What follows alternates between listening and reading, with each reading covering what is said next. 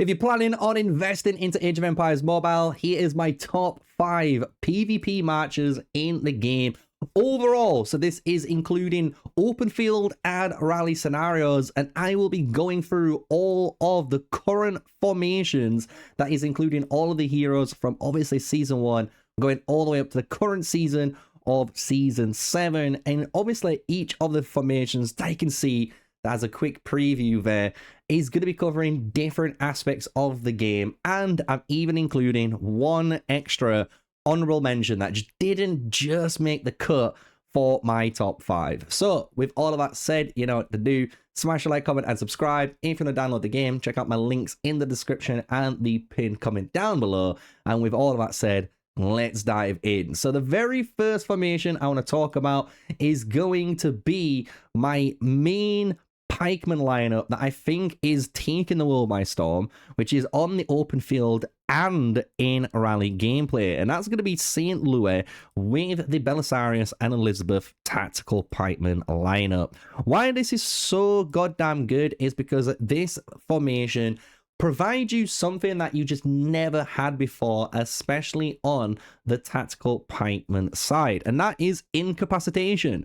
St. Louis is providing this very powerful keyword to your march, which is applying a debuff to the enemy, which stops them from dealing any damage. And once the effect is ended, you've got to wait 3 seconds before you can reapply another one of it. But what you'll notice is this is going to last for 3 seconds. So once it's done, you've got to wait 3, go on again. But you can hit up to 3 enemy units in the open field with St. Louis. And this is what's making him very powerful out there. You're able to kill cavalry units, but at the same time, potentially affect other people's marches, which is going to help your murder ball in the open field to dominate and kill the units that they're killing, right? So it's a really powerful commander skill out there at only 250 rage cost. But the thing is with this hero, even in a rally, he is fantastic because he's going to be doing an active skill, which is dealing damage. And the lower the enemy units are, the more his damage output is going to be. And he even increases the next hero when St. Louis acts as a commander in the damage output area, which is just fantastic again. The only issue that you're going to notice, even when you look at Sacred Flame Judgment, you're going to need the units below 50%. And when we read all of his skills, you're going to need an 85%, a 70%, and a 50% threshold. So as you've guessed it, even though he is a very powerful commander in Age of Empires Mobile, the biggest weakness of St. Louis is on his own, he isn't able to get the heroes down low enough. If they are able to get down low enough, that's when St. Louis does even more. And this is why we do pair him up with Belisarius, who is the king at the moment in tactical pikemen and cavalry for consistent damage. This is because he deals secondary strike skills, and every 2 activations on a 3-star Belisarius and higher is additionally triggering a randomly learned secondary strike skill with a 25% increase in damage. So you can do the very budget build, which is Conquering Iron Hoof and double attack. This is going to give you as much uptime on Conquering Iron Hoof, which is going to give you multiple stacks, increasing its damage output. However, you are able to also swap to Crushing Impact instead of double attack, and this is going to allow you to do even more damage while reducing the might stat of the enemies. If you're going to do that build, you do need to run Belisarius with a Radiant Guardian, which is the ring of choice to enter the double attack state, as you probably guessed, in order to get what you've just lost. And with Belisarius killing the enemies, he's going to actually make that St. Louis weakness ineligible. You don't really care about it as much now because your Belisarius is actually covering that weak point. And because they're dealing so much damage, the actual best commander to actually go in together with is Elizabeth. She is using one effect in the game called Assimilation, which is basically lifesteal Age of Empires mobile style, which says when you're having her in your formation, you disable all recovery effects for your troop, But when dealing damage, you trigger the assimilation effect, converting 10% of the damage dealt of your units for your troops. So you're basically able to deal damage and get that back. This does exclude passive skills, so it stops it from working with warrior pikemen, just as an example. But the conversion is based on the damage dealt. And the cool thing is, this is increased with healing effect bonuses. So as a tip and trick for Elizabeth, as you guys have probably guessed, Ring of the Falcon is increasing that conversion rate by plus 11.9%, which is good at level 30. And as you guess, when you max this out, it's going to be increased by 15.4%, which is huge. Even though you're not getting that recovery, you can still have the 22% and higher chance of that damage reduction instead, which is still very, very good on an Elizabeth. So she is the glue for this formation. With that Elizabeth in this formation now, you can see you've got a St. Louis doing damage, putting incapacitation in the open field with the Belisarius hitting them down too.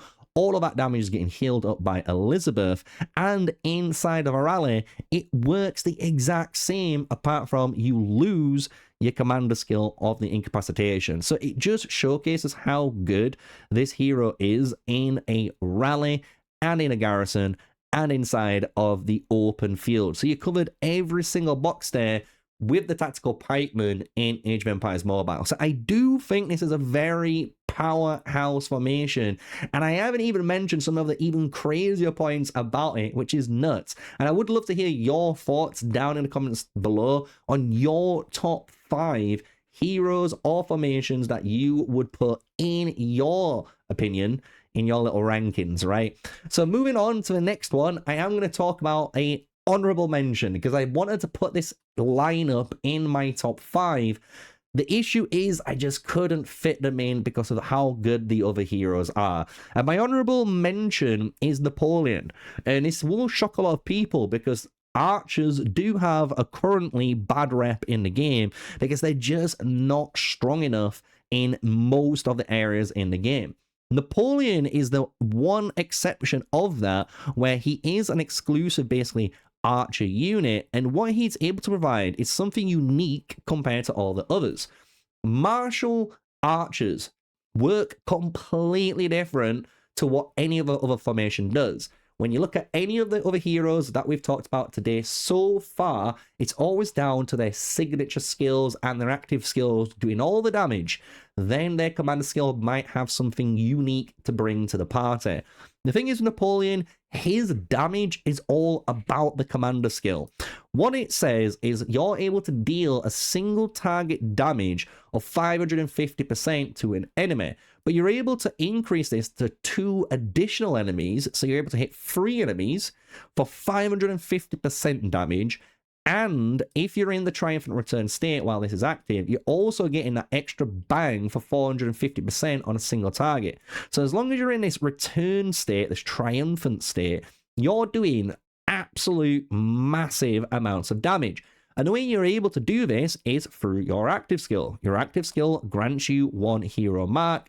You get 2 marks, and when you're fully stacked, you're able to enter the triumphant return state, which immediately deals strategy damage to the enemy troop and increases your strategy damage by 20%. And when you're acting as the commander, which he is, you immediately gain 1 mark of rage, reaches 90% for the first 2 times upon entering battle. So literally, you can be on 1 stack, hit 90% rage, get 2 stacks, immediately have them all to consume, ready for this skill. So as you've guessed it, with martial archers, they're all about commander skill. They are surprisingly big nukers in the open field, and that's why I want to honorably mention them in the video, because when it comes to warrior archers and even sadly the tactical archers, they are nowhere near in the same league as the Napoleon march is when it comes to just a straight up archer march. So this is comparing stuff like Mulan and Suleiman just as examples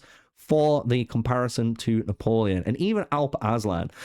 Just to give it a little bit of icing on the cake, You're using Saladin because he's the best rage engine in order to get this nuke to go off. And you're using Eleanor, the newest hero in the game in Season 7, to give you more rage and actually damage reduction. This is just insane. And we can already see if there is another hero like Saladin in the future that's doing just as good rage, but also providing either better damage amplification or better now damage reduction, we will have a very scary Napoleon. So I have to honorably mention Napoleon, Saladin, and Eleanor because they are a great formation for the archers in the game. So now, moving back to the actual original list, let's go to what I would consider one of the scariest combos we have started to see crept up, especially in the leading empires in certain events like the Mightiest Empire and the Desolate Desert, right?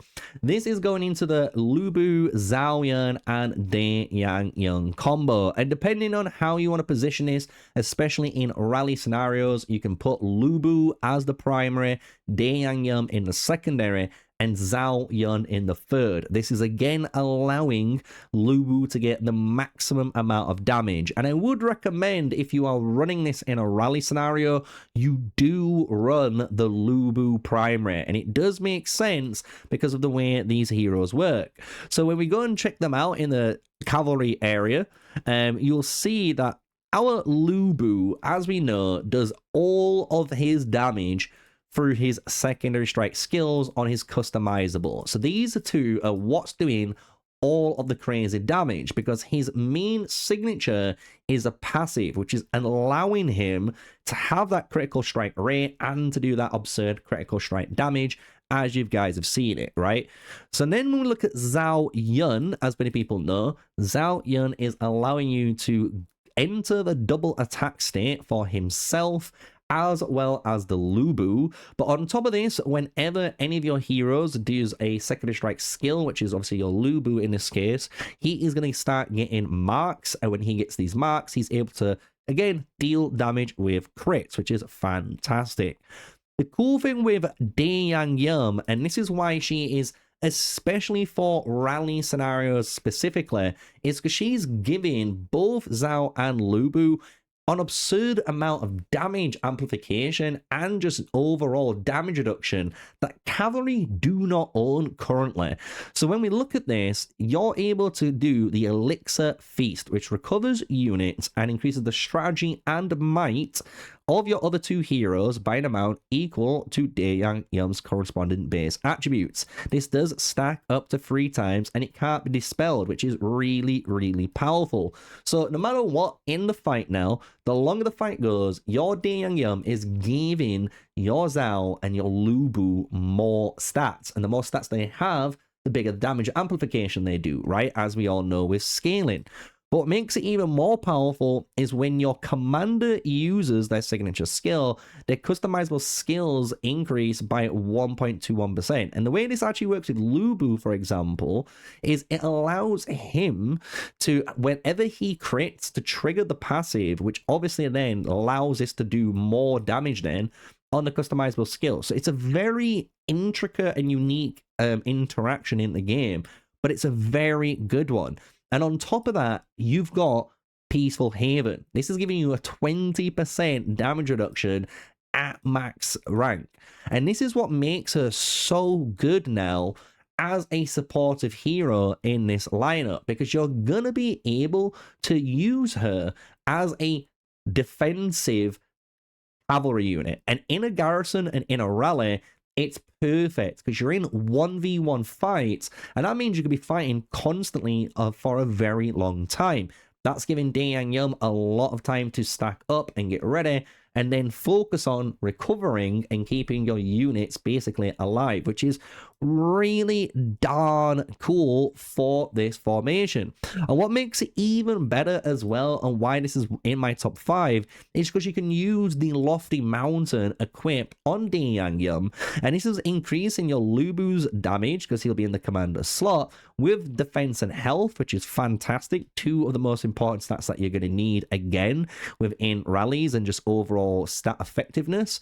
But inside there, for the first 18 seconds, you're reducing might damage taken, and then after 18 seconds, you increase your troop damage output. So no matter what, this is just a great ring to put on that Lubu march. And again, just to kind of showcase how this would look out for you guys, you would just get your heroes and you'd position your Lubu in this slot, you'd have your Zhao in that third slot, and then you put De Yang Yum as the tactical cav there in that slot. And this is how you would set it up for rallies and even in technically the open field to get the maximum damage output for this match. It is absurd how good this match is. So I have to put this on the list with these three heroes, because these three heroes are just that good in the game. And even the #1 player right now in terms of power and merits has been using this exact same match as we've seen in PvP footage and live streams in all KVK formats. So it is absolutely huge. So the next formation we're going to move into is the pikemen, because pikemen for you, if you're investing into this, is one of the better formations in the game that really does pay off the more you invest into it. Because the thing is, and this is the harsh truth with pikemen, they are really good even for free-to-play players because they can counter a lot of the Lubus. But what really makes the big Cyruses really big is how good they're able to tank multiple of different types of units all at the same time and get a really good even trade across all of the board, and sometimes even trade more positive. And that's because Cyrus the Great is your main damage dealer. He's able to ignore 20% of the enemy defense, and what many people like to do, including a lot of my friends, is use the Swiss pikemen to increase that to 22%, that extra little bit of oomph, and you get even better trades on your department when you do damage. What makes this a very terrifying march is the fact that Mansa Musa as well as Roland are the best two supports in the pikeman lineup right now in terms of survivability. Roland overtook Barbarossa, which is kind of cool to see, and he is a legendary Advent Wheel hero. The thing is with this hero, you do need him level 5 in the 5-star category in order to really get this working, because it turns from every 4 times your other heroes do skill damage to every 3 times, which is increasing, as you've guessed it, the fastness and uptime of this skill, which is giving you just damage reduction and constant recovery on your units once you again 5-star him. He is just super powerful in that regard. The issue is, and this is the honest issue with the warrior pikemen, even though I've got them so high up, they aren't really good in garrisons. So in rallies and garrisons, if you put warrior pikemen in there, what you'll normally notice is that they do very little damage. And this is just because at the moment, you're not really getting that much effectiveness out of the counterattacks that you're able to deal. On top of this, you are able to sustain a lot of damage, which is a really good positive for being a pikeman. You can kind of be that, you know, anchor to wait for reinforcements to come into your slot. When it comes to any of the actual formations that we talked about, the tactical pikemen earlier on are much better suited for rallies. So if you do want a rally setup, I would recommend going for either the tactical pikemen and even the warrior cavalry that we've talked about so far. When it comes to the open field, Cyrus is the king of there because he can kill all of the cavalry units in the game. He can realistically fight most of the archers in the game too, and even certain swordsmen that are not properly built, he can actually destroy them too. It's kind of scary how good he is unless someone is properly built on their swordsman unit. So it is one of those things with the warrior pikemen. And just to kind of drive in one big driving point for tips and tricks on warrior pikemen and why even they are the best kind of pay to win warrior pikemen matches to use is the fact that when it comes to their rings are very expensive. Even though there is budget options that people can run, such as Ring of the Boar like I am running, and even stuff like Ring of the Falcon that we've discussed earlier on, for more damage reduction based rings. The thing is, the best rings for warrior pikemen have always been proven to be rings that are 4K. Dawn's Grace is brand new and we haven't checked how good this is, so I don't want to recommend this right now until we do some testing. But when we look at things like Sage of the Judgment, which is a 4K ring that you could equip onto your Roland, this is absolutely huge. You can also equip the Celestial Spark, again, absolutely huge ring in order to increase damage and just survivability for your march. And then there is the Messenger of Destruction. This is giving you a 75% increase in passive damage, and that is bonkers when people have that. And even at level 40 at 56.77, you can feel the difference of someone who has a messenger and someone who doesn't. And that's the issue with pikemen. They are requiring, as you've noticed, a lot of 4K rings in order to get online. So I'd rather give you that information to be wary of this if you're investing into pikemen, so you know in the future when it comes to your signet rings to start saving up and getting these guys unlocked. So now we've gone through the warrior pikemen, we have to go to the next level up, and what some people could consider the best march and especially the best commander in the game for a variety of different reasons, but specifically for the open field, and it is the one and only Ramesses. Ramesses is absolutely insane, and I do like the brand new setup with Confucius as well as Zhu Liang. The reason why I like these two together is because they are this king combo of survivability, making your Ramesses just survive into scenarios that you would not normally survive into. What also makes this match super good too, and especially more importantly, Ramesses, and why I think every spender in the game should always have a Ramesses on their account, is the fact that he is the king of open field. He can kill every single match that we've talked about so far on today's video, and the only way you lose to a Ramesses is with another Ramesses. That's what's crazy. Ramesses swordsmen can only realistically be beaten by, again, other Ramesses swordsmen that are better than you, but more importantly, at lower powers, it's the Ramesses archer players. Those guys are able to come out of the shadows and absolutely wreak havoc against their own counterparts. And that's just because of the way he deals his damage. It's all through his signature skill, which is for the first 30 seconds of each battle.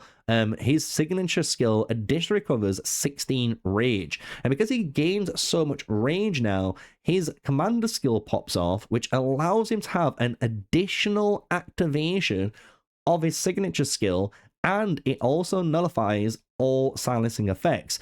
This is massive because that means now we're not just doing 245%, we're doing over 490% damage every activation. And then what you'll notice, because of his other skills and the heroes such as Confucius, who's able to trigger and forcibly get your commander to immediately activate their signature active skill once he's hit his healing requirement, you fire off so many skills, you just kill anything.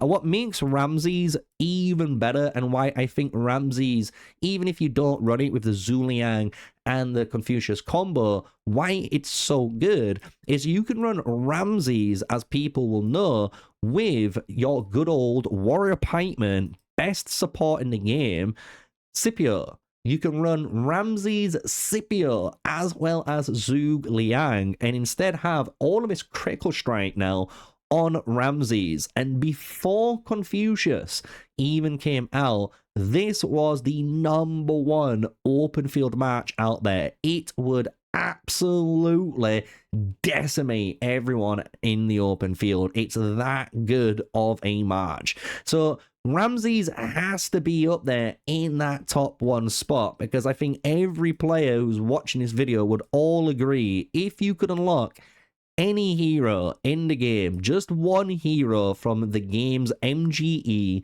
it would always be Ramesses.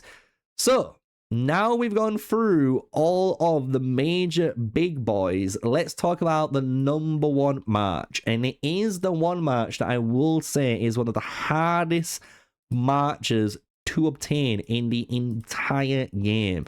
However, it is the number one march in all of the spenders arsenal that you're able to unlock, and it is the King Arthur Lagertha Scipio build. This does unreal damage, and what's so good about this march is you can use it in the open field and in the rally and garrison combats. This is the number one march that's going toe to toe with even the best and strongest warrior cavalry marches in the game, and it can take them out if they are left unchecked. What makes this march so goddamn strong is King Arthur on his own. And it's when you fully 5-star this hero, which is a giant cost to do. However, for doing so, you will get one of the strongest abilities in the game, which is saying during the Blessing of Glory, this hero doesn't ignore 14.9% of the enemy's defense. This is over 50%. You literally ignore over 50% of the enemy's defensive stats when you trigger your Blessing of Glory, which allows you to just decimate the damage output. On top of this, what makes it so scary is the fact that you have Lagertha. And Lagertha's signature skill says she deals might damage to the enemy troop, but she has a 30% chance to also ignore 10% of the enemy defense, which is obviously lower, but it's still a decent punch. But she also heals 30% of that damage dealt, and more importantly, you apply judgment to your hero, which is Lagertha, and the commander, which would be your King Arthur, which is activating their signature active skill. There's a 65% chance it activates an additional time. That is huge. That allows you to hit twice as hard now with that King Arthur, ignoring over 50% worth of the stats, and you will melt. Even when you start to upgrade your Lagertha to 5 stars, this is increasing that defense ignore chance by 10%, and you get an extra 5% defense rate. And you can see even when entering battle, you increase the activation chance of the first signature active skill of this hero by 60% and increase the first judgment activation chance to 100%, meaning with Lagertha on her very first turn, she is always going to guarantee your King Arthur to fire off his Sword of Radiance at least one time, even if he missed his first turn, which is huge because that's going to allow you to blow up the enemies and just get through there. So King Arthur with Lagertha is nuts, and with the Scipio that we mentioned early on with the Ramesses, just kind of finishes off this march. If you guys don't know what he does, he's going to enter the Conquest state, and when he does, your commander's signature active skill can deal critical strikes with critical strike rate increase of 20%, and you have an activation chance by 10% and a damage output by 25%. So you can see here already, this is doing an absurd amount of damage because you're ignoring defense by 50%. You're now critical striking, and you're potentially hitting multiple activations in one trigger cycle, which is huge in this entire game. And anyone will tell you, if you've got a very good King Arthur build in the game, that's what is deciding a lot of the very big fights in the Mightiest Empire, in the Desolate Deserts, and all of the KVK events that we've been seeing so far in the game. So with all of that said, let me kind of run down as a summary all of my formations that we've gone through so far, give you my overall summary and review on why I like these and put these in my top 5. And again, I'd love to hear your top 5 in the comment section down below. So number 1 has to be the King Arthur Lagertha Scipio build. This is the king of the open field as well as the rallies for warrior swordsmen in the game. King Arthur just being able to ignore 50% worth of defense attributes is absolutely huge and allows you to honestly penetrate through even the tankiest builds in the game. Going into the next one is the Ramesses, Confucius, and Zhu Liang build. You can replace any of these heroes with a Scipio, such as a Ramesses, Scipio, and Zhu Liang build. And this is the one match in the game that has been recorded, being able to go toe-to-toe even with King Arthur in the open field. So he's a very strong commander, and the ability to switch to archers also gives you an opportunity to counter swordsmen in the future. We're going into the final open field heroes. This is the warrior pikemen with Roland and Mansa. If you want to get swarmed and just farm as many merits as possible, this is your go-to formation. It is a fantastic formation for killing reinforcements in KVK events, and if you want to take it in the Wonders and Battle of Dawns, you will not be disappointed in how strong it is. Moving on is the Lubu with the Deyang and Zhao Yun full rally garrison combo. This lineup is absolutely monstrous, doing so much damage with the 2 warrior cavalry while abusing Deyang's damage reduction at 5 stars, giving you 15% damage reduction on top of all of the transfer of attributes over time and recovering units plus Peaceful Haven. So no matter what, if you're wanting to dominate the rallies, this is the #1 rally garrison warrior cavalry build right now.